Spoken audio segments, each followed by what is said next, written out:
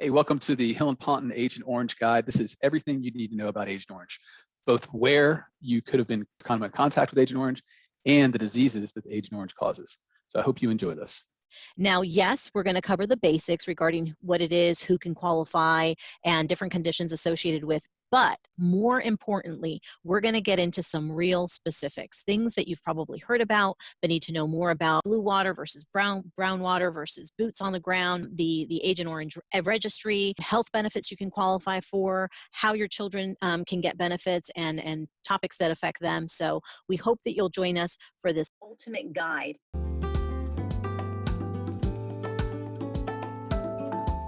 Today we're going to talk about Agent Orange. Most people are aware of it. It was the chemical used in Vietnam to get rid of the foliage, and after decades of research, it was discovered that Agent Orange is deadly not only to foliage but also to humans, causes all kinds of chronic illnesses. Carol? It causes a number of different cancers. We have Hodgkin's lymphoma, non-Hodgkin's lymphoma, prostate cancer, lung cancer. There are a number of cancers. It also causes diabetes, heart disease.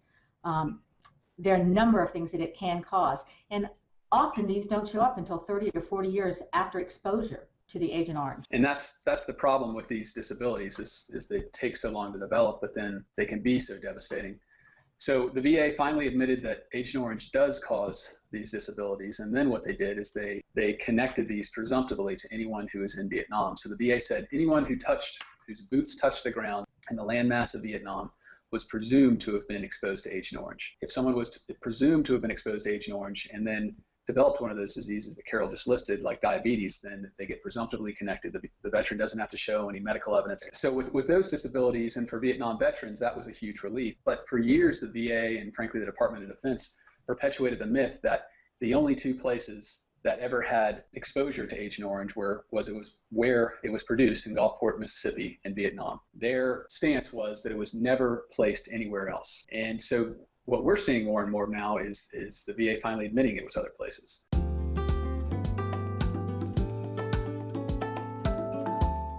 Who invented it? So Agent Orange was developed by several different chemical companies for the use of using it in combat operations. So some of those that may sound familiar is Monsanto or Dow Chemical. Yeah, we're definitely familiar with both of those, unfortunately, for not very good reasons. Were there other chemicals or similar products used other than Agent Orange? Yes, so there's a whole rainbow of chemicals used. So you have Agent Orange, which is the most commonly known one. You also had Agent Blue, Agent Green, Agent Pink. I mean, I'm not using rainbow as just saying it. That's wow, what it really called. was. Oh, okay. Now with that rainbow, the most awful rainbow in the universe, by the way, do they fall under the presumptive umbrella where you can get benefits automatically like you do with Agent Orange? So the way that the law is written is it covers benefits for veterans who are presumed to be exposed to herbicides, not necessarily Agent Orange in particular, although that is the most common one, and that's generally the one that you're going to find reference to. But any herbicides that were used during the Vietnam period would be covered by the presumption. Okay. So since we're talking about the presumption, who falls under the umbrella of presumption when it comes to this type of claim? So for any veteran who served anywhere in Vietnam during the Vietnam War period, which is going to be January 1962 to May 1975, is going to be presumed to have been exposed to Agent Orange or one of these other herbicides. So as we're going to be talking about, the laws and regulations around Agent Orange have changed throughout the years. So for a long time, could only be eligible for these presumptions if you could show that you were boots on the ground in Vietnam. So that would be someone who either flew into Da Nang you were stationed in Vietnam. You had business going in and out. You may have also Navy veterans were eligible if they could show that they had served on the inland waterways, so like the riverways of Vietnam. Now, you would have to show that you were physically on foot on the land, and there was no time requirement for how long that had to be. That could be, I've had some cases where one of the veterans, he showed boots on the ground because at one point his ship in one of the Vietnamese harbors, and he had to get off the ship to go deliver a message. And just that brief period of exposure, that was enough for him to get the presumption. Regarding the presumption, when did this become official? So these two categories that I've talked about, the brown water veterans and the boots on the ground veterans, that became official in 1991. 2001, there was an act that made the presumption into law. So there's a third group that we haven't discussed yet, and that would be the Blue Water Navy. This is gonna be for veterans who served during that period in the Vietnam War. They may not have actually had boots on the ground, but they were in ships stationed at least within the 12 nautical miles of the Vietnamese shoreline. This has been an ongoing battle for veterans to show that although, they didn't have their boots on the ground, they were still exposed to Agent Orange, because you have to think about it. When you're on those ships, you're not bathing in salt water. You're getting water from Right. You're bathing in it, you're drinking in it, you're still exposed to whatever toxic chemicals could be in the groundwater. Where does that flow? All out to sea. It was a long, long fight to get the VA to recognize that Navy veterans should be entitled to these presumption as well. And in 2019, there was a court case that finally established that veterans who served within the 12 nautical miles of Vietnam didn't have to show that they had boots on the ground. They just had to show that they were within that range, and that those 12 miles. That was also codified into law with the Blue Water Navy Act of 2019. So just to summarize, brown water, presumptive, boots on the ground, presumptive, blue water, now presumptive as of 2019. Yes. So because that is so recent, is it possible that veterans that were previously denied benefits should now reapply or appeal, or maybe people that were previously turned down, really now they qualify under this new presumption? Yes, absolutely. I've seen several cases like that come through. I have met several veterans who've told me, they got benefits back in the 80s. Even the way veterans are treated, it's changed so much. I've been with the firm for a very long time, and I can even see the evolution, not within our own office, but within, society, and even the manner in which that they're treated. It has evolved for the better.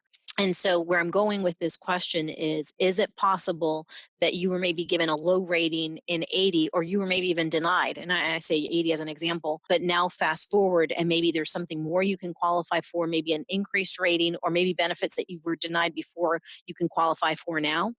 Yes, that's right. And the biggest one I would say is if you were, applied for service connection before, and you were maybe a Vietnamese Navy vet, or sorry, Vietnam War Navy vet. Yes, I would suggest going ahead to refile, because, where the laws just were not in place before to establish that presumptive service connection, there were a lot more hoops that you would have to jump through, that sometimes, the things that you may be asked to prove are not things that you might have records for. How are you going to know if, the exact concentration of the water that you bathed in may have had some Agent Orange in it? No, you can't know that, and that's why the presumptions are there.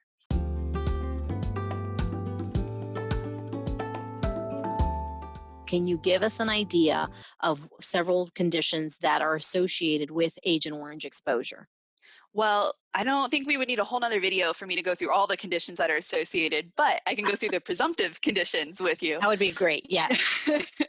So some of these that I'm going to go through is one of the conditions is AL amyloidosis, chronic B-cell leukemia, diabetes type 2, Hodgkin's disease, ischemic heart disease, and that covers a lot of heart disease. That covers pretty much, I wouldn't say all heart conditions, but a great many heart conditions are covered under that ischemic heart disease umbrella.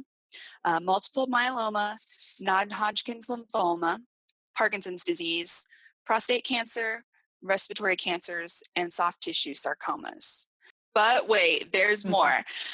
There are three conditions that are on the list that are presumed to have been caused by Agent Orange exposure. But for right now, if you want the presumptions, you have to show that these occurred within 1 year of the exposure or 1 year of your service.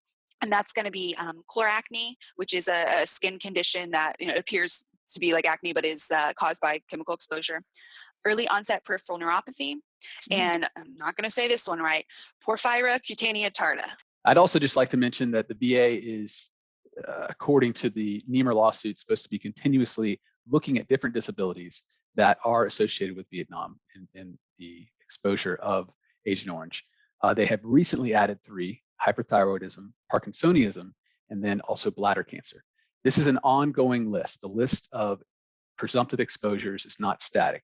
So you need to be aware that if you have a disease that you think is related to Agent Orange, it might come on that list. But then also you should probably apply for direct service connection anyway. Once it is on that list, the VA has to go back to the very first time you applied. So it's important to go ahead and apply whether it's there or not. Thanks. So Rachel, I know that you wanted to mention a couple of other groups. So we covered blue water, brown water, boots on the ground. Anyone else that could qualify for benefits as a result of Agent Orange exposure? Yeah, so there's two other groups that are potentially eligible for the Agent Orange exposure presumptions, and that's going to be veterans who served on the Korean DMZ between September 1967 and August 1971. Agent Orange was used to defoliate and clear the border there of the DMZ. Mhm. And also any Air Force veterans who regularly worked on C-123 aircraft that were used to spray Agent Orange in Vietnam. Mhm. So this is the type of aircraft that was the C-123 planes were used to just do the spraying. But obviously the planes, once the military's done with them, done with the war, they come back and they need to be worked on. And they were still in circulation for a while. So some Air Force veterans who never went to Vietnam at all, because they spent so much time in close contact maintaining these planes or working with them, they may have been exposed to Agent Orange just based on the residue that was left on those planes. Oh, okay, very interesting. Mhm. I'm so glad that you mentioned those groups. I would have never thought about that. And I'm sure that maybe some veterans wouldn't have thought about it either because they've probably been denied before. It's check the box, were you in Vietnam in, and they're no, and then they think they don't qualify for benefits. If you can show that you have one of these conditions that VA has recognized as caused by exposure to herbicides, you don't have to show anything else. All you have to do is show I served in or around Vietnam during this time, the DMZ, worked on the C-123 aircraft, and I have one of these conditions. That's all that's required for a finding of service connection under these regulations. Just made me think so if they make the automatic connection, is there a base percentage that you're going to get, or is the percentage based on the severity of the condition? It is. Yes, it's based on the severity of the condition. Each condition is rated differently. VA's got hundreds and hundreds of disabilities that they have to rate, and so each of these are under different guidelines. Okay, great.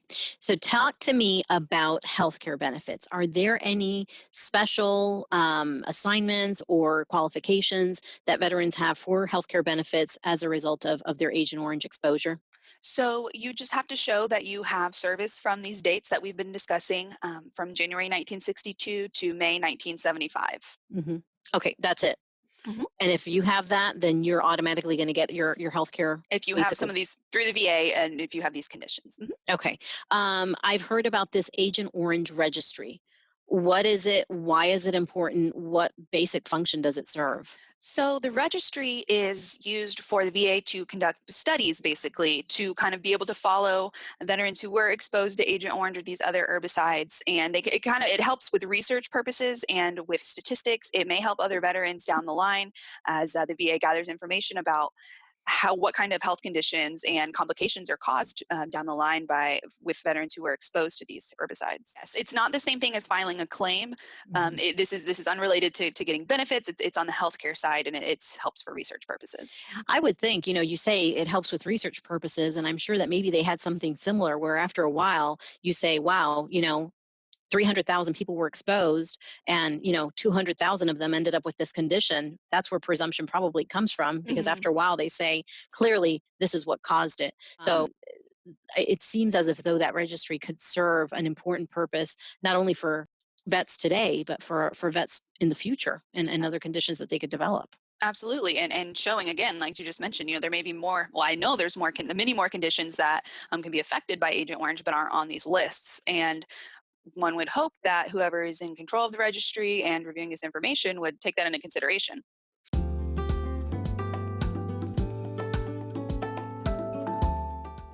I know that we get a lot of calls from veterans concerned about their children, and obviously, a lot of these children are now grown adults, right? Mhm. But their children were born with birth defects or other conditions, and they think it's as a result of their Agent Orange exposure. And Mhm. so, my question to you is. Can those children qualify for benefits? And if so, what are the requirements? What parameters do they have to meet if they can even get anything? Good. That's a great question. One of the categories that we would be looking at would be children of who were born with birth defects and whose mothers served in Vietnam.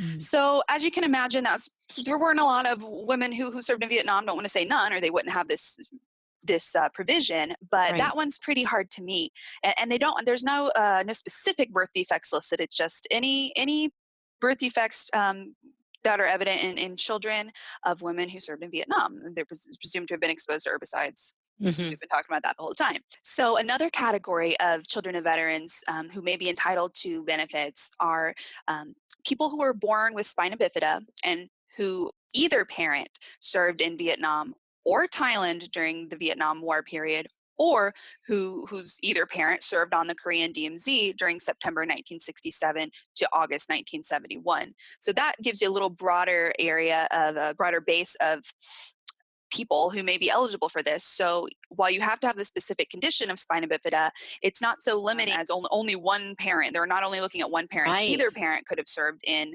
multiple locations, so Vietnam, Thailand, or the Korean DMZ. That's really important. I had never heard that before.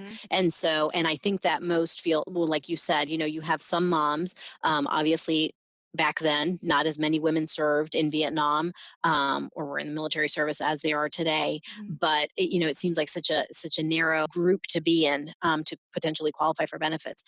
Hey, welcome back. Matthew Hill. And I just want to introduce this next session. It is on Thailand and herbicides. The VA admitted actually over a decade ago now, that Thailand had herbicides used there to deforest the perimeters of the bases. What the VA hasn't done is done right by veterans and actually service connect these veterans to show that the herbicides used there were just as toxic, just as deadly as the ones used in Vietnam. In this series, we're going to talk about what you need to do to show that you were exposed and how to go about doing that. And then once you show that, to show the diseases that you're exposed to and how those are related to Agent Orange and getting the correct rating and the correct effective date. Enjoy.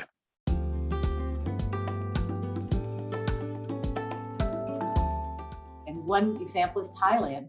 A number of veterans have claimed that they have been exposed to Agent Orange while serving in Thailand, and the VA has denied those cases. We have a number of those. I think my clients were basically mechanics that were on aircraft mechanics that were stationed there. And they said that they not only worked, but lived right along the edge of the base. And that's where the Agent Orange was sprayed. The reason they used Agent Orange is so that they could clear out the land and the Viet Cong wouldn't be able to sneak up on them. So they clearly all around the edge of the base was sprayed with Agent Orange to clear it out. So the VA is accepting that if you your service there was as a dog handler where you were walking the perimeters in order to look for Viet Cong, then they'll find you service connected. But if anything else, they're denying. So we're finding that we're able to prove that a lot of the veterans were exposed to Agent Orange in Thailand by where they were either working or living on the base. One of the things that we found is over the years, we have a lot of veterans who come to us who had claims denied for Agent Orange exposure either on the DMZ in Korea or in Thailand. And I think it's important for you to understand that a lot has changed over the last couple of years. For instance, in Korea, when they granted exposure for Agent Orange, they talked about a strip along the DMZ. I think it was like 350 yards wide across the whole peninsula, a very small part. Since that time, we found out that there are now documents saying that they actually used Agent Orange along the roads they call tactical roads, and along around 100 yards around the command post. The perimeters of the. And Carol, you actually had one of your vets who was a supply officer supplying Agent Orange. Tell us what he had to say as far as where the Agent Orange was being used. So really, it was used not only around the perimeters of the base, but it would be also used around the huts in the base where people slept. It would be used all over. This man actually was the supply officer stationed in Okinawa, where, by the way, the VA has denied they ever had Agent Orange. He said that there were stacks and stacks of the barrels there. And he actually showed us his orders that he was ordered to go to Thailand to do an inspection of those bases to make sure they were getting the Agent Orange that was being supplied. And his testimony was it was not just limited to the perimeter of the base. It was used in the entire base. It was the only type of herbicide that they were using. So there's a lot that's happened over the last several years concerning documents that the VA would never produced, and we've now found them in the Air Force records that tell us a lot about where the Agent Orange was being used. So if you've ever had a claim for Agent Orange exposure denied, it might make sense to have someone look at it again to find out if these new documents make sense to your case. And understand, if these new documents do make sense for your case, not only is the current claim going to be open, but every claim you ever filed for Agent Orange would be reopened. So it's a huge thing that you need to be aware of. You know, one of the problems we've run into is you're not going to win it at the regional office. These are cases where you only win at the board. And we have had some really good judges that have been there for years that have granted service connection for Agent Orange exposure, but we have a lot of new judges that I don't know if they haven't seen these documents we've talked about, or where they're not as aware of the current law. They're still learning, but they're denying a lot of these cases. So it's really important to put all of the documents that you can find in your case so that they know that there was Agent Orange exposure. You know, the VA, the government is denying a lot of this, and it's not true. So if you have these documents, it shows that this actually happened. And this is, once again, a good place for buddy statements. So if you can find people who were there with you, getting them to state, I remember the guy would come around and spray, and the next day all the plants were dead. I remember that they came on and sprayed and told us, don't drink the water. And we had to drink special water for a week or several days, so that you're proving there was Agent Orange there. This person that we have who has done this statement, who actually shipped all of this material from Okinawa, where, as Brian said, the government says it was never there, said, I could see the barrels along the water for as far as your eye could see. And that was shipped to all of these places. For those who served in Thailand, or for those who had significant other spouses who served in Thailand have now passed on, you know that it is quite an uphill battle to get benefits for service there and having exposure to Agent Orange. The VA admitted almost 10 years ago now that there were herbicides used there, and yet they fight every claim every step of the way. They do. We're here to introduce today on our webinar guest that I did with a veteran named Greg Maxson, who's also an attorney.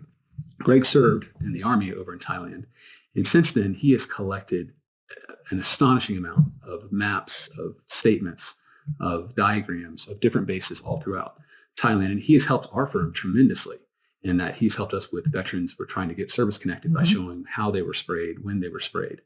And this is just something we realize we have not put out there enough, and we'd like to give you a chance to watch it. And again, it's just me and Greg Maxson talking about what exposure is over in Thailand and how to prove it. Good afternoon. This is Matthew Hill from Hill & Ponton here with Greg Maxson. We appreciate you all joining us today. We are going to be talking about herbicide use, Agent Orange use in Thailand, and how one can prove that claim. The VA has admitted it was used there, but they're not conceding that many folks were actually exposed. So I'm going to let Greg introduce himself and his background. Hey, my name is Greg Maxson, and I am a Thailand veteran myself. I was stationed at Ramasan Station from 1973 to 1974. I've been accredited to represent veterans before the U.S. Court of Appeals for Veterans Claims since 2006 and have been accredited by the VA since 2008. This particular topic is of great interest to me because I am a Thailand veteran, and I do know that Thailand veterans are struggling in getting their claims recognized by the VA. If you take a look at the time period for herbicide use in areas other than Vietnam, you'll notice that the Thailand period of time starts in February 1961 through May 7, 1975. The Vietnam era veterans actually didn't start until January of 1962. So the period we're looking at for Thailand is actually broader than the Vietnam time period. It doesn't seem like it, but there were over 800,000 military personnel who served in Southeast Asia other than Vietnam. And that was Thailand, Cambodia, and Laos, and the predominant number was in Thailand. In 1969, there were actually more airmen in Thailand than there were in Vietnam. This map represents some of the major installations that were in Thailand during that period of time. These are predominantly Air Force. You can see Camp Samisan down by Utapao and Camp Bayama down near Utapao. But by and large, these are the Air Force bases. There were a number of Army installations. The Ramasan Station was about 10 miles south of Udorn Air Force Base. There were a number of small communication stations that just sort of dotted the whole countryside. This is a copy of the VA website, information on Agent Orange exposure for Thailand, and it discusses the Air Force veterans. It discusses Army veterans who served on Air Force bases, and it also discusses Army veterans who were stationed at the smaller Army installation. They make a specific point in saying that for the Army veterans, they had to show that their duty assignment was a particular MOS, particularly security, military police, something like that their duties required them to go near the perimeter. That's an issue that the VA has raised, but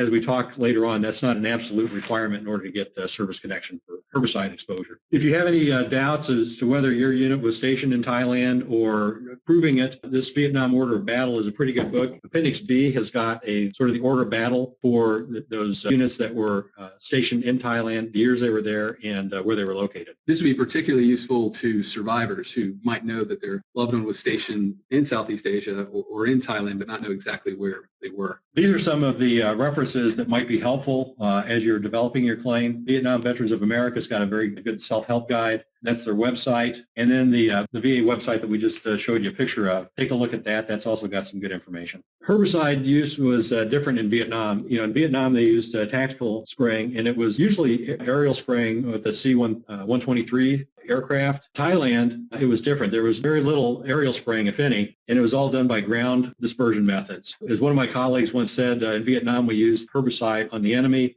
In Thailand, we used it on ourselves because the rules of engagement indicated that we were not permitted to use herbicides outside of base perimeters, so we had to use them on our own installations. This slide is not unique to herbicide exposure, but three things have to happen in order to get service connection for a disability with the VA. First off, something had to happen in the service, an illness, an injury, an exposure, something. Then you have to show that there's a current disability. For herbicide exposure, there's about 15 different medical conditions that have been related to it. Ischemic heart disease and diabetes seem to probably be the two predominant ones. And so you have to show there was an event in the service and that you currently have one of these diseases. And then you got to be able to show through some medical evidence that there is a connection between what happened in the service and that current disability that you have. Now, for Vietnam, it's just presumed that if you set foot in Vietnam, even for a moment, if your boots on the ground in Vietnam, it's presumed that you were exposed to Agent Orange. And so therefore, if you have one of these conditions, it's just granted on the basis that the presumed exposure. And in Thailand, there isn't such a broad presumption. Now, the VA does concede that some veterans were exposed, but they take a look at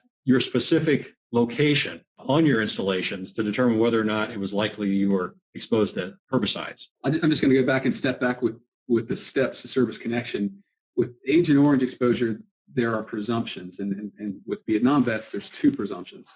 The first presumption is if you step foot in Vietnam, you were exposed to Agent Orange. So that takes care of the event in service. The second presumption is if you were exposed to Agent Orange and you have one of their 15 diseases, like Greg said, heart disease, diabetes, then you don't have to do that last part of medical nexus. Now, we're going to talk a lot about what is presumed with Thailand. It really comes down to whether you were exposed or whether the VA is going to expose. But once you establish that event in service, that you were exposed, then you get that secondary presumption of a medical nexus between the condition that's on their list and the exposure.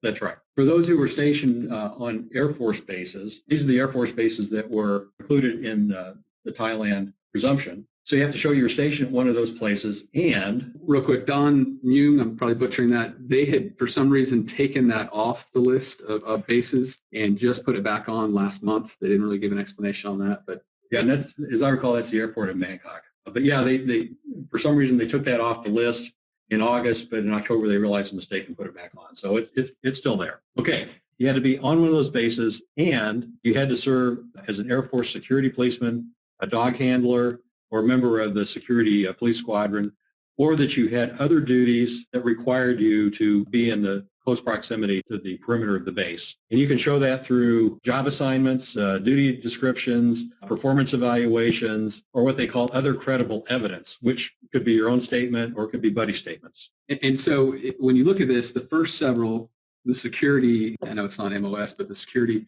AFSC, those three there, if you show that you were one of those, then you were granted a presumption, presume that you've been exposed. But if we have to use that last part, the showing that you're near the perimeter, that you have to show through specific facts. You have to go out and prove your case. The VA is just not going to accept it. Okay, so if you're in the Army serving on an Air Force base, there's a VA manual called the VA M21R, which is basically just their guide on how to adjudicate cases. And what it requires is you must affirmatively state that you had duties near the base perimeter, and you have to support that with credible evidence establishing that you had duties near the base perimeter. Not only MPs or security police had legitimate reasons to be on the base perimeters, and you see some of the smaller installations, virtually every place was near the perimeter of the base. So you can win these cases even though you didn't have one of those MOSs, but you have to go that extra step and establish through credible evidence that you had duties that took you near the base perimeter. Okay, vets serving on Army installations. And at Ramasan Station, that wasn't just an Army installation. We had Navy, Marine Corps, and Air Force personnel located there also for various missions that were going on.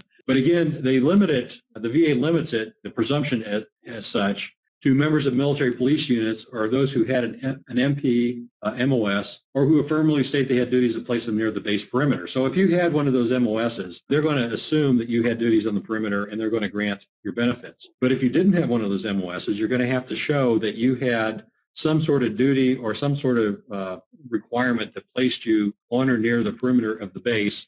And again, you got to support that with credible evidence. Back on this, the VA just took this language wholesale out of their M21 manual. So there's language in there about what we just showed with the Air Force airmen and then the Army personnel who were on Air Force bases. But this language about soldiers on Army installations is just wholesale been taken out with no reason given. So now, you need to keep in mind that that M21 manual, that's sort of a claims adjudicator's guide. It's not regulatory. It's not mandatory. But those are the guidelines that the people who are initially reviewing your claim are going to be looking at. And by not having this language in there, they may assume that you cannot prevail on a claim if you weren't an MP or having one of those MOSs. It's our opinion that there are plenty of cases already settled where you didn't have to have one of those MOSs and you could establish that you were near the perimeter during your tour there and that the benefits have been granted. So we believe that even though that language is no longer in there, that's not really a change of policy.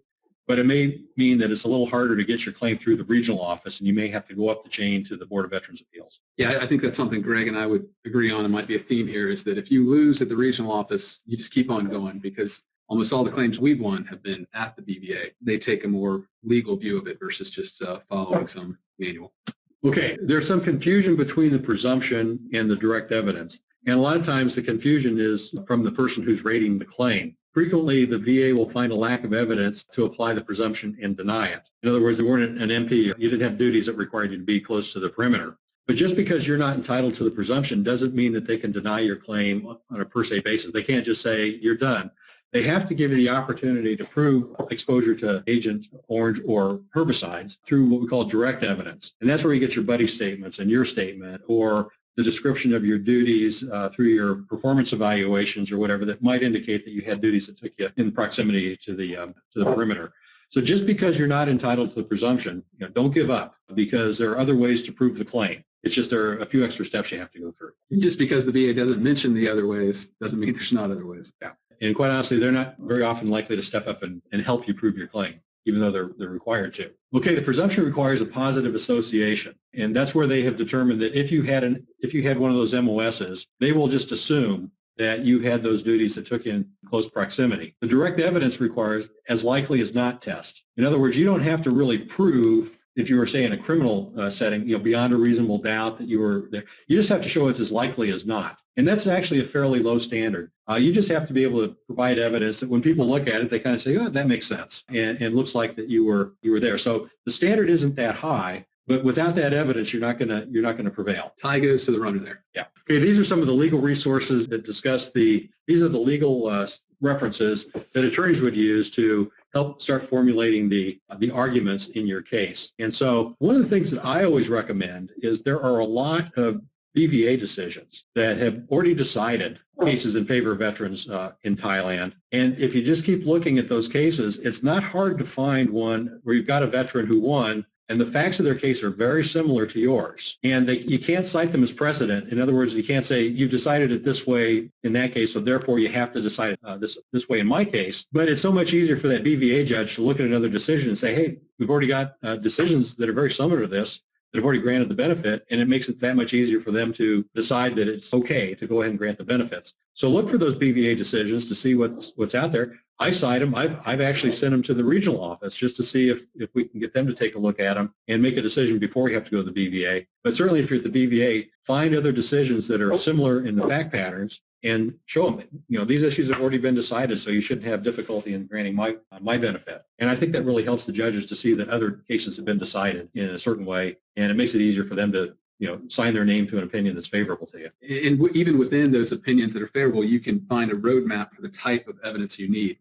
Getting buddy statements or maps or diagrams, it helps that way as well. The hyperlink on the very bottom of the page will take you right to the area where you can search these opinions, and it's a pretty good search. Okay, this case law, we put it in here for the attorneys out there that may have an interest in it. But what these cases basically stand for is that veterans are not competent to do certain things, to form certain kinds of opinions. For example, a veteran isn't competent to form an opinion as to what their medical condition is. That requires an expert. However, veterans are capable to provide competent evidence about things that are observable. For example, in the medical arena, you can observe when you had a rash, how much of the skin was covered by the rash and things like that. You can't explain why you have the rash or how you got it, but you can explain the fact that it was observable when you saw it. In our context, veterans are certainly competent to testify about when they were at a certain location, where they were, what kinds of duties they had, whether or not they were near the perimeter. And so what these cases stand for is that veterans are perfectly capable of providing competent testimony about certain circumstances about the nature of their service. And so you should always contemplate putting in your own statement as to where you were, when you were there, what took you near the perimeter, and those kinds of things. And unless the decision maker, the rating officer, or the BVA judge has specific grounds to find your information incredible, they have to find it credible and useful to helping them make a decision. And so always include a buddy statement, because even your buddies have the same opportunity to talk about observable facts. They saw you near the perimeter. They went with you when you went on the run on that perimeter road. Those kinds of things are all very helpful in establishing the facts that help prove your case. What I forgot, I was going to say earlier, is that this presentation will be something anyone can download in a couple of days, so that if you want to cite to these cases or look up the websites, we'll be able to do that. Okay, the main report that is very helpful in helping establish herbicide exposure in Vietnam veterans is a thing called the Chico report, and it's the Contemporary Historical Examination of Current Operations Report. Base defense in Thailand, and it's dated 18 February 1973. It's very difficult to find a complete copy of this online, but just keep looking for it. It's there. And I just wanted to point out a few specific pages that are in there. It talks mostly about Air Force bases. There's a few comments in there about the Army installations, but it's mostly about the Air Force bases. They talk about there being a three-ring defense perimeter. There's the exterior perimeter, the middle, and the close-in perimeters. Those are the areas in which, particularly in the exterior ring, that's the area where herbicides were most likely used, to help clear fields of fire for base defense. If you look at page 58 specifically, it talks about herbicide use in Thailand. Page 64 mentions rapid jungle growth, which explains why they needed to use herbicides in Thailand. But what I think is the most important information that comes out of this document is on page 67. That makes reference to the fact that the embassy in Thailand limited the use of herbicides to lands that were interior to the base. Herbicides could not be used off the base. And so that's where we talk about, this is where we used it on ourselves and not on the bad guys. We were prohibited by State Department policy from utilizing herbicides outside the perimeter fences. And so we had to use it interior to the perimeters, and that's why our troops that worked near the perimeter were likely exposed to these herbicide agents. This document is very helpful because it describes what sort of the standoff distance would be for a safe area from where herbicides were used. And this document specifically talks about aerial spraying, which wasn't used in Thailand, but it talks about vehicle-based or vehicle-borne dispersion equipment and how it worked. The paragraph that we're citing talks about ground dissemination systems. Subparagraph 5-2D specifically states a 500-meter buffer distance should be maintained to avoid damage to desirable vegetation near the target. What they're basically saying is that from wherever you stopped using this herbicide, you need to back off 500 meters before what would be considered to be a safe area. And that would be measured from where they stop spraying. We talked about desirable vegetation, so how about desirable personnel? How far away do they need to be from that target? But at 500 meters, so that's a government document that can be cited to show how far away the safe distance was from wherever the perimeter spraying stopped. And what would constitute near the perimeter, right? You're saying. Yeah. Well, and that's one of the difficulties that we have with the VA rules, because it focuses on duties that were near the perimeter. They don't define what near means, and the VA policies ignore other reasons that might be near the perimeter. And we'll get into some of the photos here, but I don't know if we have any Ramasan Station veterans listening, but it was a very small installation. I think it was maybe 300 or 400 acres. If you were there in, say, 72-1, the softball field was literally put right on the perimeter. And quite honestly, if you played left field on the softball team, your duty station, so to speak, was literally on the perimeter. And quite honestly, the perimeter road was 3 miles, and it was a good running surface. We used to go out there and run on that road all the time. Nobody told us not to. Okay, so proving your case. It's not about being in Thailand. Your military personnel record should establish that. And it's not about the use of herbicides. The VA has conceded herbicides have been used. The issue in your case is about exposure. And that exposure is all about being able to prove that you had legitimate reasons to be near the perimeter and that you were therefore likely exposed to herbicides. So you don't really need to spend a lot of time trying to prove that herbicides were used. They'll agree with that. You just have to show that you were exposed to it by being near the perimeter. You got some documents that might be helpful. This is the Utapao Air Force Base map. I think the runway is up on the northern side. The flight line is on the top side of that map. You get a sense of where the perimeters were. These are readily available on the internet for a lot of these installations, or aerial photos. You need to prepare a statement about what your duties were, where you were located. Get statements from your buddies that you may have served with. Photos, maps, anything that you can find. A lot of it's on the internet that help you establish what the base looked like and specific features of the base, like, where was the post exchange? Where was the, where were the recreation facilities? Where was the flight line in comparison with the perimeters? Those will help you establish what the base looked like. And so the grading official can maybe get a visual image and understand why you might have been on the perimeter based on your duties and your location. The other thing is a lot of times you already have some of this stuff. For those of us that served in Thailand or in Southeast Asia, it was almost a requirement that everybody buy a Seiko watch, a stereo, and a camera. Those are the three things everybody bought. Go through your old photos. Get hold of your buddies, see if they can go through their old photos. There's a whole lot of website, reunion sites. For those that served at the 7th RRFS that were at Ramasan Station, there's a Facebook page that you can join. There's all kinds of Army Security Agency organizations out there you can join. And there will be other people that serve there. They may have photos. So you can post on those websites and those Facebook pages, requests for people that had photos, or maybe somebody, you can look for somebody that you knew. But there's a lot of ways to get connected with people that served over there with you. Okay, what do you look for? We'll look for photos near the perimeter. Where were the athletic and recreational facilities? A lot of them were located on the outer edges of the installation. Evidence about off-duty activities. Like I said, the perimeter road was someplace that a lot of us went to jog because it was a good running path. So those are the kinds of things, what kinds of activities did you have that were logical that somebody would look at and say, yeah, it makes sense that they would have been near the perimeter for that. And one note on this, as far as off-duty activities, the courts have found unequivocally that service members' day never ends. So it doesn't matter if you were playing softball on your own time, that counts. So it's 24 hours. What were you doing with your 24 hours? And even if it was something you were doing at your own initiative and not as a duty requirement, that still counts as far as where you were and what was going on. Yeah, and that's an important point. Off-duty activities are still part of your duty day. And, unless you're committing a crime at the time, it's going to be found to be in the line of duty, and that, you don't have to have been performing your official job duties for this to apply. You just had to legitimately be on the installation in close proximity to the perimeter. And one administrative note I forgot to point out, there is on your control panel towards the bottom, there is a note where you can ask questions. So please ask questions for us at any time. We'll try to get to those as well. So this is an example we had where a veteran served in Karat, 74, 75.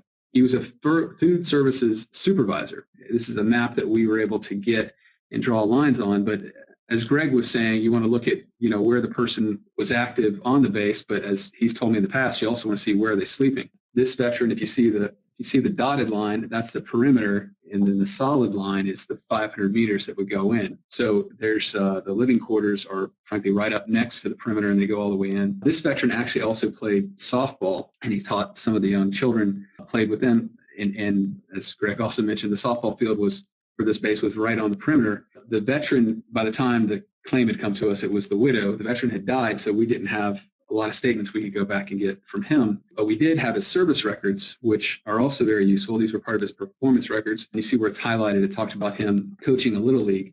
Based on these documents and evidence from his spouse, we were able to get her benefits. There's a lot of creativity on here, and you kind of establish what being near the perimeter is by your evidence. This is a base that I was stationed at. That's the picture of the headquarters building as you walked up a fairly long roadway from the main gate. And you can see that there's actually, a few small trees around the headquarters building. Here's an actual engineering diagram that we found of the installation. It shows the actual dimensions of it and the main buildings that were on it. The circles down on the left-hand side, that was a huge antenna we had on this installation.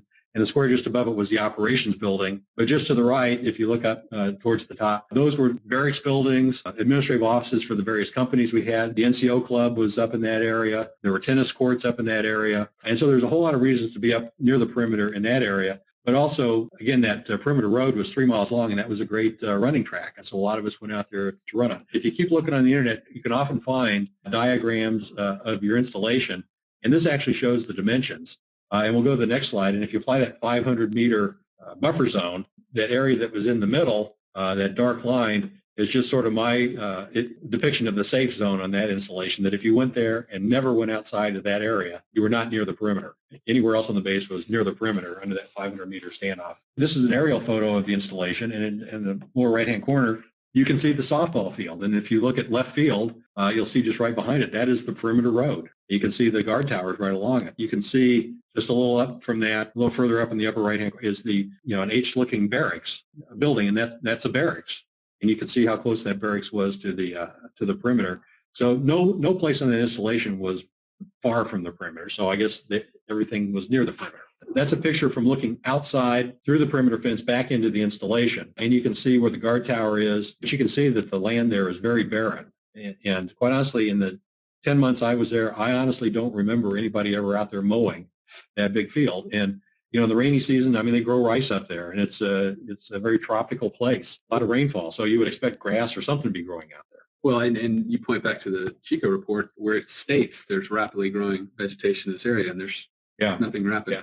Now you will see on the outside of the fence, since we couldn't use herbicides out there, you can see scorch marks where it looks like the vegetation's been burned off. But that's on the outside, and I think the local farmers did that for us, or they did it for themselves to have access to their farmland. This is a picture of me, and again, this is some of the evidence you might have in your own photos. Clearly that's me. That's Ramasan. Well, you wouldn't know it's me, but that's me. Clearly, it shows it was Ramasan Station during Fire Prevention Week, and you can see the year 1973. So pretty good evidence. I was at Ramasan Station in 1973. This is a picture of me standing on the landing of our barracks. It was a 2-story building, and what's significant about that is if you look past me, right there is the perimeter road and the perimeter fence. Just on the other side of our barracks building. It was probably less than 100 feet from our building to the perimeter fence. And then the next picture, that's me standing on top of our building, and that's looking back towards that antenna. You can see how barren that field is. Again, I don't recall anybody out there ever mowing it, so there was something that kept vegetation from growing out there. But these are the kind of things that if you just look through your old files, you may find something. This is what the countryside looked like just outside of our installation. You can see the rice growing and the trees and everything. So it's not that it was a desert environment. It was a very lush place. And so these are the kinds of things that if you can find them, or somebody's got photos like that, this goes a long way towards establishing your close proximity to the perimeter or being in an area that is herbicide treated. I just want to go back to this. Greg, what was your MOS? I was a linguist. He was a linguist. So on the face of it, he comes into the VA and says, I'm a linguist, and they're going to say, well, you had no business being on the perimeter. And maybe he doesn't. Maybe he doesn't have a business being near working on the perimeter, but it's not crystal clear in here, but the perimeter road is right below him. And if you look really hard, you can actually see the fence. And so he was near the perimeter, not so much for his duty, but where he was living. Right. And I think that's just so important, because a lot of people might be turned away from the VA due to what their duty was. But as he said, I mean, I think this right here is just shocking to me, just how small of an area, according to the Army's own spraying documents, would not have been hit with Agent Orange or with herbicides. So you got to get past that initial wave of what they're considering near the perimeter, and you are the one to define that. So downstream issues, one thing that we see a lot is where a veteran fights tooth and nail to actually get service connected. And then from there, what ends up happening is you win the battle and lose the war. And by that, what I mean is that a veteran will get service connected, but they'll get lowballed on the compensation. They'll get the wrong effective date. And so this is just something to keep in consideration, especially for those who've been fighting for so long to get, frankly, just the recognition that their service caused these disabilities. But at the end of the day, what is being applied for is service-connected compensation, not just the service connection. So just looking at these things, rating clearly is they rate from a scale of 0 to 100 by increments of 10, but not every disability has 10 through 100. They skip around a lot. Heart disease, for instance, goes 0, 10, 30, 60, 100. So that's the ratings, and the effective date is the date from which the VA should start paying the claim. Now with the ratings, the premise of the rating system is that compensation is granted for how much time a veteran misses work to do that, or how impactful the disability is on the veteran's ability to work. So essentially, the less a veteran can work due to the disability, the higher the veteran should be rated. So Greg, I think, is an exception in that Greg retires, but he always works again. I think Greg's retired 3 times now, at least. At least, yeah. And he's still working. But for individuals that have retired, this becomes a little bit more difficult in that they would say, well, look, I haven't worked. How do I know how much this would impact my work? The fact, age and working or not working does not factor into this. Meaning if you're retired due to age, that doesn't matter. It still needs to be something where you as the veteran are looking at how much it would work you if you were able to work, if you were basically, if you would be able to maintain a job. So it's something to where this is once you get rated, you need to be thinking about, okay, I finally got service connected, but how impactful is this on me? Now, with the effective dates, this is, again, the date from which the compensation starts. Like anything with VA, there's the rule, and then there's a ton of exceptions. We don't really have time to run through all the exceptions, but the rule is that the service connection starts from the date of the current claim. And what I mean by current claim is you could have filed a claim 10 years ago, lost, that closed, a claim after that, lost and closed, and then you file this current claim to reopen the disability. Well, it's from the date of that current claim, whether it's your original claim or it's the claim, five claims down the road. So if you win service connection, the typical scenario is it goes back to that date of this current claim. In the situation for Thailand era veterans, this is different. The military, I guess, never released a Chico report. Since that document has come out and that has changed the VA's policy on this, you have the opportunity to go back to the earliest filed claim on this issue, okay? So I guess the first premise is you can't go back before your first claim. So we see veterans all the time, unfortunately, who knew they had this disability back in the 60s, the 70s, but did not know they could be compensated and did not file. Unfortunately, there's not a claim there, and there's no way to go back to that when the disability itself became manifest, So the earliest you can go back is the date of that first claim. So this is incredibly important because if you get service connected now, and the VA says, okay, we admit that you were exposed to Agent Orange in Thailand, herbicides in Thailand, and you have heart disease, well, we will service connect that as the date of your claim, January 2015. If you had filed back in January 2000, they owe you those benefits. And that's a lot of money, and you want to make sure that they're getting the proper effective date because you've been fighting this whole time, and unfortunately with how the law is written, you actually have the opportunity to go all the way back to when you first filed. It's important, if you haven't filed your claim, get it filed now because nothing happens until that first claim is filed. And if you filed previous claims that were denied on the basis that there was no evidence of herbicide use in Thailand, well, there now is that evidence, and so there may be the opportunity to go back to that earlier claim that you filed that was denied. That's not typical. That's not the general rule, but that may be an exception that could apply in your case if you filed earlier claims that were denied on the basis there was no evidence of herbicide usage in Thailand.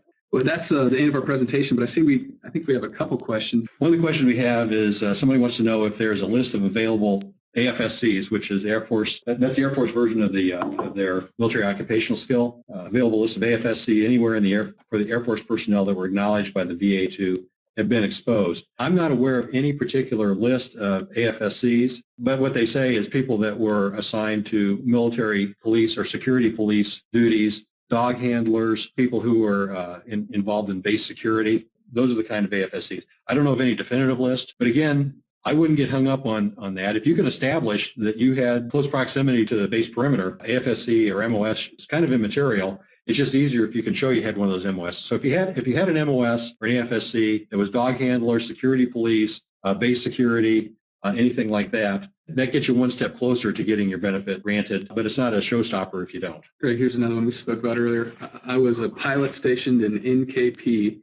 We often went TDT to Da Nang. But there's no evidence of anyone in my squadron going to Da Nang. We spent 3 or 4 months in Da Nang, TDY. How do you prove we were sent to Da Nang with our plane's crew chief and maintenance personnel? That's a good question. There is, the Air Force has a historic office at Maxwell Air Force Base. And I've had a good amount of luck in getting information from them based on unit reports. There's got to be, like the old morning reports, orders, whatever, showing that units detailed or sent people TDY to these installations. And so there may be some documentation out there, but maybe not in your personnel record, but there may be some unit documentation showing that they sent people TDY to Da Nang during that period of time. And this is like, and the argument is that, well, I was one of those people. And it's hard for the VA to argue that you weren't when the Air Force is saying, yes, this happened. We did send a lot of people TDY there. So I don't have the name of the office or the address with me, but we can certainly provide that on Matt's webpage to let people know that. But there are ways to do that. The other thing is if you're at NKP, you might be able to establish that you were close to the perimeter at NKP.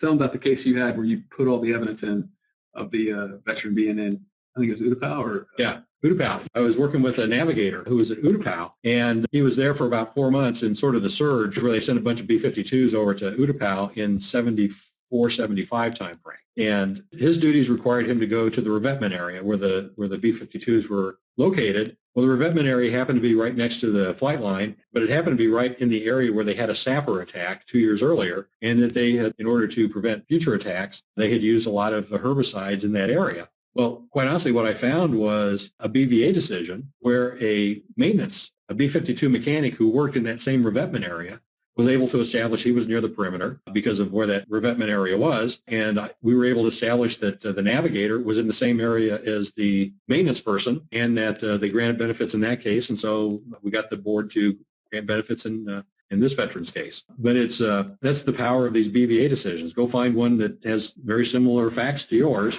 You don't have to have the same MOSs, but if you can show that you were working in the same area as the person that has already been granted benefits, it's very easy to get the board to grant you benefits also, because, it doesn't matter what your duties were. It matters, where you were. Hey, Greg had another case where I believe it was another attorney that put all this great evidence in about Ramazan being stationed there and where the spraying was going on, and there was the vet happened to have gone TDY to Vietnam. It seemed like miraculously got granted on the Vietnam part. I was working with another attorney, and she had a veteran who was Ramazan stationed, and we had a hearing at the regional office. I was there, even though I had practiced in front of that regional office, in fact, in front of that DRO. He was kind of curious as to why I was there, and I said, well, I'm here because I was stationed there, so I'm here to testify about Ramazan station. And he was a little reluctant to grant benefits based on the Thailand service, but the veteran also went home on emergency leave, and he was able to establish that he flew out of Thailand and landed at Tan Son Nhut Air Force Base for about 6 hours and changed planes. And so rather than grant it on the basis he was Ramazan stationed for a year,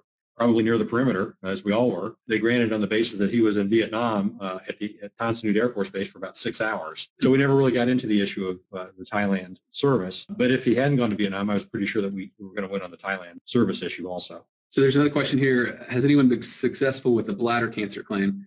And I came back to this slide here just to talk again about the presumptions of Agent Orange. If you have to show that you were exposed, and once you show that you were exposed, then for certain disabilities, there's 15 disabilities, you're presumed to be service-connected for those. If you don't have one of those 15 disabilities, like bladder cancer, that doesn't mean your case ends. It's like Greg talked about. The presumption's first. The presumption fails, they don't get a per se denial. They actually have to look at direct service connection. So if you can show that you were exposed to Agent Orange, the next question is the medical nexus. So, sorry, a long way to answer, yes, bladder cancer can be one, but it's one further onus. First, you got to show that you were exposed. Second, you have to find a doctor to go in and do the medical research to look at, is it as likely as not that cancer was caused by the Agent Orange? Now, one quick point on that. It's not enough for your doctor just to say, in my opinion, this happened. They've got to back it up by what they call sound medical reasoning. So they're going to have to cite medical studies, something that connects that kind of condition to herbicide exposure. And again, harping back on what Greg said, first place to look is a BVA opinion. First, seeing if they're granting those cases, and second, what's the basis the doctor's relying on? They have to have that foundation. Yeah.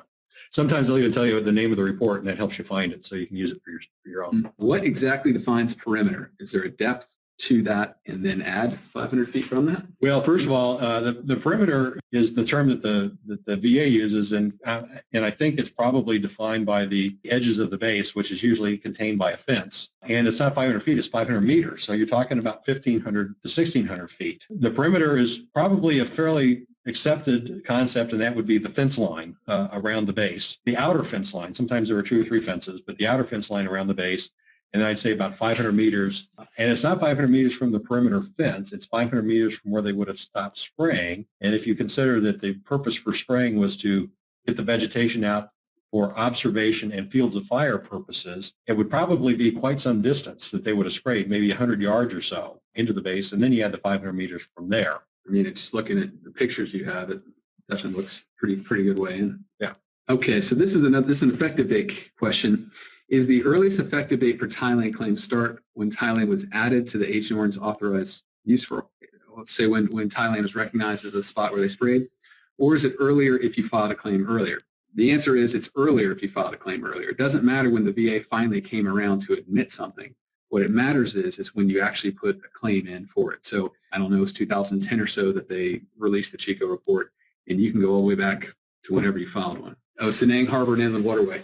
That's a case that our firm's been working on for a while. What I can tell you right now is Sanang Harbor is not blue water, and it's not considered open to the sea. We had a case where the Veterans Court came in and said the VA had no rational basis to say that Sanang Harbor was blue water, not considered to be sprayed by Agent Orange. So I would say that, yes, it is an inland waterway. There's not an official VA interpretation on that yet. I'm hoping that there'll be one later this month, but that's a case you need to file and pursue vigorously at this point. How important is it to have your medical and personnel records? I sent off for mine twice, but recent response is that they cannot be found. I would ask for your VA C-file, your claims file. That's supposed to have all of those records in it. And frankly, if you ask for it from the VA and you find that it does not contain all your service records, you can tell the VA those are necessary to prove your claim. Greg alluded to this earlier. They have a duty to assist you, so they will have to get them if you are unable to get them. But I got to tell you, nobody cares about your claim more than you do. So anything you can do to get your records, I will tell you, your personnel records are vital. Maybe not so much your military medical records, and that sounds kind of silly, but at least in the Thailand case, all you really need to do is put yourself at one of these bases, and then you got to figure out how do you prove you're near the perimeter. And you really don't need your medical records to do that. So it just depends on what purpose you need the records for. Getting your official records are always a good idea. Even if you don't need it for this claim, maybe there's a claim 2 years from now you need to file that you may need those records for. So keep after it until you can figure out where they are. There's a question here about Eglin Air Force Base, and there's an extensive amount of Agent Orange used, higher than the concentrations than were used in Vietnam. Has any change been made for claims for being stationed in Eglin? So first of all, there is a presumption that you were exposed during a very small period in the 70s. That's on the VA website. If you're outside of that presumptive time, no change has been made. If you do email me, I have a map, or not a map, an engineering report from the 80s showing that in the mid-80s there was still a significant amount of Agent Orange in certain spray zones, not all throughout Eglin, but where there was concentrated spraying. There's a question in here, do I need to file an initial claim for myself or can I use an attorney? I think some attorneys will do that for you. My honest advice would be that you could do it quicker. You get an e-benefits report. You can actually go online and file a claim right there, and you should have an answer within 6 weeks to 3 months. So you can, if you want, with an attorney. An attorney's not going to get it to you that fast. There's one thing about attorneys. Unfortunately, VA law is such that it's illegal for an attorney to charge a fee for a veteran on their initial claim, when they're filing their initial claim. And so for that reason alone, most attorneys won't do it. It's only once it goes to the appeal stage that, attorneys start appearing in the process. So it's not likely, but, you can always use a certain veteran service organization, the American Legion, VFW. They've got a great deal of experience in helping get the initial claims filed. They can do it fast. Well, the attorneys do not have the access to the online filing system that veterans and the service officers have, and that would be, frankly, one of the main reasons why I would say to go with them. That brings back to a point that we've talked about a couple times. A lot of these cases will not be won in the regional office, and if you get to the board, that's a place where you probably do want an attorney, or at least you want to feel really comfortable with the law and how to use the facts in your case, because unfortunately, they're going to make you fight this case by case just because a neighbor won, someone you served with there won, or all the vets you see in the BVA decisions won. That doesn't guarantee you to win your case. So I would, attorney, no attorney, just kind of have your mindset that losing in the regional office is probably to be expected, but you're going to go all the way to the BVA if necessary. Question is, do you have a detailed drift zone for maps for NKP? I'm not sure what the drift zone means, but I don't personally have any maps of NKP, but I know there are aerial photos of the base, and you can see the picture, and you ought to be able to get a sense of size, by the size of the runway, buildings, things like that, to get a fair idea of what would be the 500-meter standoff. But I haven't seen any engineer drawings of NKP. That doesn't mean they don't exist on the internet. I just haven't found them. Where can I find unit reports? That would be, for Air Force, that would be that Air Force Historic Office that I was talking about. I don't have access to that information right now. I'll give it to Matt, and he can put it up on his website. I'll see if I can get the addresses for all those places, and I'll ask Matt to put it up on his website. Last question I see, should you file multiple claims or one claim at a time? If you have multiple disabilities, if you have multiple disabilities, you can always file one claim. But if this is for Agent Orange herbicide exposure, I would file all those at once. I would be hesitant to file claims that you don't feel confident that you have. I've just seen veterans file 20 claims, and it's hard to win those. Yeah, the other thing is if you file multiple claim forms, they may stop. If you file a new claim while one's still pending, they may stop processing that claim so they can start handling the new claim. So, quite honestly, my advice is get a final result in the claim you're processing now before you start filing new claims, because you don't know which direction your claim file is going to go if they're having to address 2 or 3 or 4 different claims that are going on at the same time. So I don't think I would recommend having multiple claims on multiple claim forms. You can file a claim for as many conditions on the same claim form. That's fine. I don't recommend filing a claim and then a year later filing another claim while the first claim is still pending, because that could disrupt the processing of that first claim. Welcome back. The next section on our Agent Orange videos is on blue water sailors, or what we call the Blue Water Navy.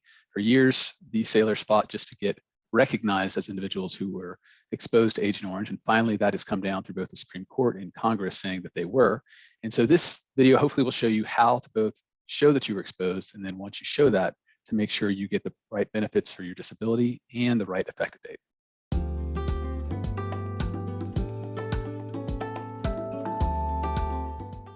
Veterans who clearly weren't stationed in Vietnam, but they were stationed on ships or boats that either went into the inland waterways or not. And that's the thing that we have to prove. And like you said, a lot of these cases are widows' cases where the widow didn't know exactly where they went, and we have to recreate what ship they were on. Did the ship go on the inland waterways?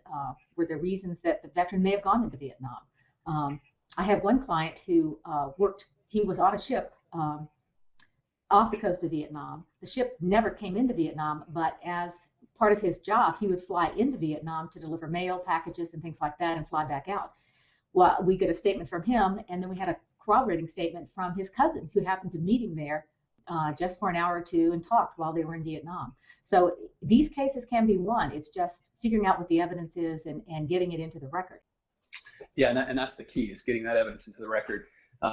As generous as the VA has been with the presumption of Vietnam stepping on the landmass, then you get the presumption they are the opposite when it comes to anyone who didn't step on the landmass in Vietnam. I've had several clients now who served in the Philippines in Subic Bay at Cubic Point, and these were Marines who were patrolling the docks and the ammo dump back up in the jungle, and they said, hey, look, there's Agent Orange there. There are these canisters with herbicide that we were patrolling and we were guarding, and the VA denied it up and down, and we had to show not only through lay evidence of the soldiers, but we actually had to show where the Agent Orange was shipped to Subic Bay from New Zealand.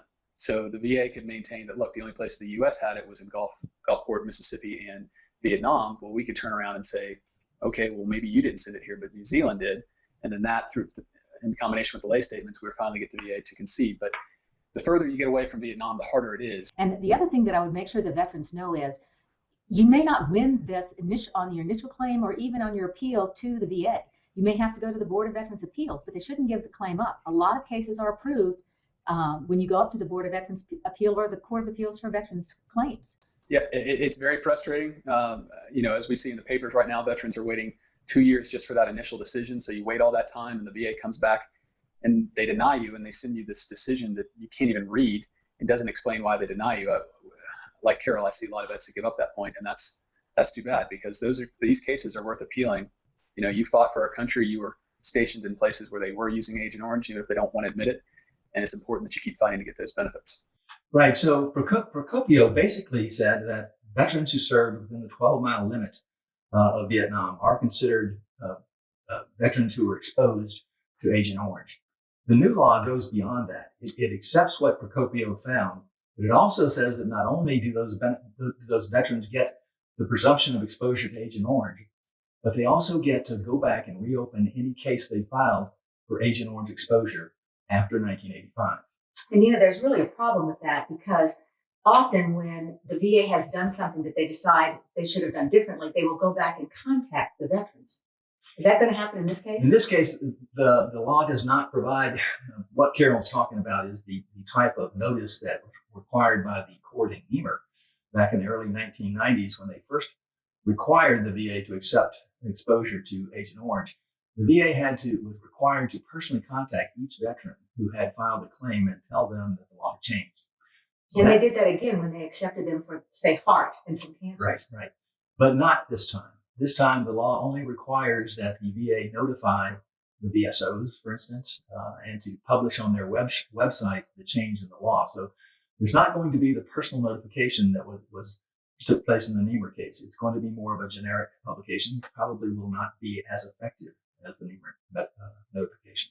So the Procopio case simply provides the same kind of benefits that the veterans who have shown that they were in country had before, That's right. right? That's right. And what is the definition of these veterans? The veteran entitled to use the new act is first of all a veteran who served in the Blue Water Navy within the 12-mile limit of Vietnam, and secondly, who filed a claim after 1985 requesting benefits as a result of exposure to Agent Orange. And when I say veteran, I need to make sure you understand, because it's very important that it's not just veterans, it's veterans and their survivors. So if a veteran has died as a result of Agent Orange exposure, that survivor is still entitled to get full benefits. So, Brian, who's a survivor? A survivor would be a spouse or any dependent child. The survivor will be is not specifically defined in this new statute, so presumably they'll use the same definition of survivor that they use for instance, DIC benefits. Basically, it will be a spouse, but it probably will not be the estate of the veteran. So you have to have a survivor in order to claim these retroactive benefits. And that's why it's so important that you understand this law and you get it out to everybody you know, because a lot of people, widowers, they're not going to understand that there's a benefit for them for a spouse who died 30 years ago. So these people deserve these benefits. And as veterans, you know other veterans. So please make sure that you get this down and you get it out to everybody who you think could benefit from this. And this is so important because for years, I represented veterans years and years ago that were not able to get these benefits because they didn't set foot in Vietnam. And many of those have died. And it is so sad that they did not get their benefits. But please don't let this go to waste. I know a lot of you know veterans who this happened to.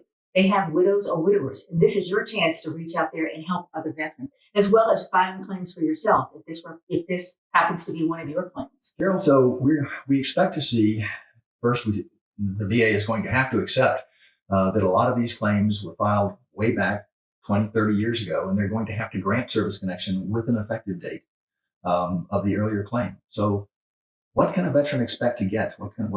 What's the veteran have to do? This is a real concern for us because this is years and years ago, and hopefully these veterans were treated at the VA because that's one facility that is required to keep the medical records. If they were seeing a private doctor, that's going to be a real problem because you have to prove what your condition was like back during the time period from when you started your claim forward. So what that means is that even though you have, for instance, a 1985 effective date, you only get benefits from 1985 if you can show that you had a rateable condition. And if you can't show that, then you may get service connection, but you're going to get a 0% rating. And that's why it's so important to figure out how do you prove what your rating should be. So for instance, if you went to the VA, they should have kept all the ratings, all of your medical records, and they would show exactly what you were treated for, the medications you were taking, the complications you had from these different diseases. If you didn't go to the VA, one thing that I found is some of the places like Walgreens or Walmart's, those pharmacies keep those prescriptions for years. So it may be that you can get them to run a list of all of your prescriptions. So it shows that you, the veteran or you, were on insulin, on metformin, or whatever medications you were taking. And they would show the diseases that are connected with that. And this is an area where buddy statements are going to be really, really important, because it may be that the only way that you can prove how bad your husband was back then is to file your own statement, to file a statement of the kids, to file the statement of the friends or the pastors. The regional offices historically have been very reluctant to accept this type of testimony, but the Board of Veterans' Appeals in Washington will accept it. They understand the law that they have to consider this and give this a full value for what happened to this person. So this is a time when we think buddy statements, detailed buddy statements about what happened, are going to be very, very important. And you should start getting those now. You should decide, I'm going to go out and get all of my medical records. I'm going to talk to people who either, if this is your claim, who maybe knew you back then, or if it's a claim for a deceased spouse or relative, then talk about, I noticed they could barely walk because they had peripheral neuropathy in their legs because of the diabetes, or I knew they were on dialysis because of their kidney. So if you should start now getting these. Unfortunately, while the VA is supposed to help you obtain these documents, that's not what we've seen. So Carol, in this new act that was passed, it's very clear that the sailors on the carriers were not included. Right. There was a strong push by several organizations to get these sailors covered by the new act, and it was turned down by Congress. So the question is, what do we do now? How can we help these veterans? And I think what we need to understand is that we may not be able to get the presumption of exposure to Agent Orange for these men, but there's a lot of things that we can do for them. Carol, you've handled these kind of cases. Right. It's so sad because you want to help these veterans, but the great thing that we found is many times, we've been able to get them service connected in other ways. Asbestos exposure, JP4 fuel exposure. There are a lot of things that once we look at exactly what the veteran did on that carrier and where exactly they were, we're able to get them many benefits similar to or the same as they would get from exposure to Agent Orange. So basically, we're saying you need to have somebody really look at everything about your case, what you may have been exposed to, and what that would entitle you to as far as benefits. I had a case involving a widow whose husband was in the Blue Water Navy. And we fought like crazy to try to get the presumption of Agent Orange for that veteran, and we just couldn't get it. And at the last minute, I realized this man was on a Navy ship for an extensive period of time. He died of a lung disease, and that's clearly an asbestos issue. And we brought that up. We have an expert, one of the most qualified experts in the country. Wonderful. Was formerly the person who did all the testing for the military. Yeah, and she gave us the opinion we needed, and we got service connection, even though we never got the presumption of Agent Orange. We got service connection for that woman, and she got her benefits. And I have a veteran who I could not prove was in Vietnam, but I realized he had been exposed to JP4, and therefore I was able to get him service connected for the same benefits he was asking for under Agent Orange. So I guess what we're saying to the veterans who don't get this new presumption, don't give up. Hi, I'm Matthew Hill with Carol Ponton, and we're on the Hill and Ponton video blog. And today we want to talk to you about Blue Water veterans filing claims and the question of, should you hire an attorney at this point? And my answer is, it depends. If you are filing a first claim, I don't think you should hire an attorney at all. Right. If you're filing a claim where you feel like you have all the evidence, meaning, showing exactly where your ship was, the extent of your disability, meaning if you have heart disease showing your Mets, I don't think you need an attorney. I think you should file those cases yourself or through someone you trust, a veteran service officer, and see what happens. Now, I will say this, the depends part. Once you actually get a decision, you need to figure out, did they give you full benefits? And by that, I mean, did they give you 100% rating if you deserve it? And an example there would be if a person had Parkinson's and they could barely walk and they could barely talk, and they were given a 30% rating because they had a diagnosis of Parkinson's and nothing else, that rating's not correct. No, it's not. Or if they, Carol and I are of the persuasion that if you filed these claims before, presumptive claims for Agent Orange before, and the appeal period died, let's say 10 years ago, we think those cases should go all the way back. Exactly. And so those are cases where you're going to want to look at. And as I tell my veterans, you don't want to win the battle of service connection, but lose the war of complete benefits. And so those are the cases that frankly, those are the cases we handle every day. And those are the cases where you might want someone to look at it. The sad thing is, someone is telling veterans that if you get a 30% rating for Parkinson's, that's good. That's not good. That's not good at all. Parkinson's, you should have a rating for each one of the areas of your body that's affected, not just 30%. These are high benefit things you're looking at. The Agent Orange. Agent Orange is high because you usually got your heart, high blood pressure, different types of cancer, and all of these things cost usually more than 100%, which is what a lot of our veterans don't realize. You can get a lot more than 100%. So you got to have somebody look at this. It doesn't cost anything to have somebody look at it. Meaning most attorneys operate to where yes, if they don't get you any more benefits, they don't get any. They don't charge you anything. So it doesn't hurt you to have someone who knows what they're doing to look it over and see, hey, you're entitled to a lot more than this. And I see that all the time, that they have been told, don't touch this, you may lose it. Right. That doesn't happen. It is very, very rare. And usually we get the clients their benefits back. And so, I mean, again, if you are filing an initial claim or you're reopening a claim and you have the evidence, but you feel like you do want more help, or, you can certainly hire an attorney at that time. But I also think it's important to know that now that Blue Water veterans, or those within the 12-mile territorial seas, are considered Vietnam veterans, there are a lot of presumptions in your favor to where it makes it harder for the VA to get wrong. Let's put it that way. But not that they won't make. There's still that potential. But what is important on that is that you make sure not only you get the service connection, but you get the right rating and the right effective date as well. Exactly. Well, thank you for joining us today, and have a wonderful rest of your day.